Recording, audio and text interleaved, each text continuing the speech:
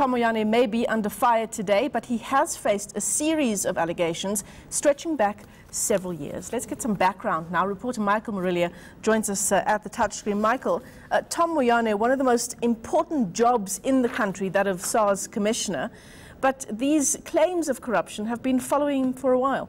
Certainly have, Michelle. Why is it one of the most important jobs in the country? Well, essentially the country runs, for the most part, on taxpayers' money, and it's Tom Moyane's job to ensure that we have enough revenue to pay for all of those services, all of those crucial infrastructure development projects that help the country move forward. So let's just take a look at some of the targets which Moyane set in terms of revenue. This was for 2017-2018. The revenue target for that year, 1.4 trillion rand. I'm afraid to say that didn't happen for various reasons.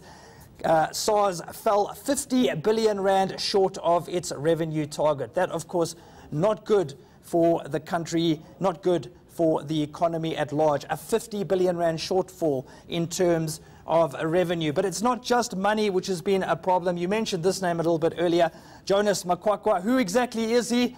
Well, up until last week, Michelle, he was the Chief Officer for Business and Individual Tax, effectively Tom Moyane's second in command. Now, the Financial Intelligence Centre released a report detailing allegations of illicit payments into Makwakwa's personal bank account.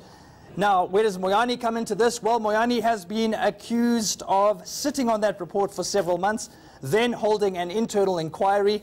That inquiry, Michelle, found that Makwakwa was not guilty, all begging the question, did Moyane miss the target when it came to Jonas Makwakwa? Very quickly, a few other controversies involving Moyane. He has been accused of making a highly controversial VAT refund to the Gupta family. Some suggestions that that refund was worth as much as 70 million rand. Also questions about Jacob Zuma's tax returns and whether he is or has tried to block the release of those tax returns.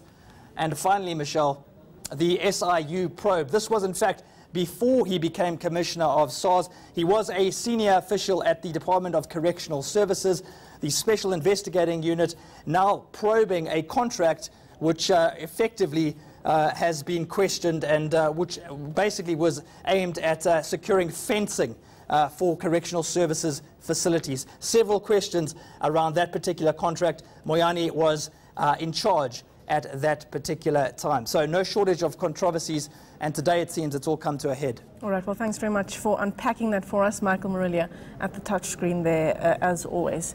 Well, plenty more on the rest of the day's top stories for you. That's coming up after the break. Stay with us.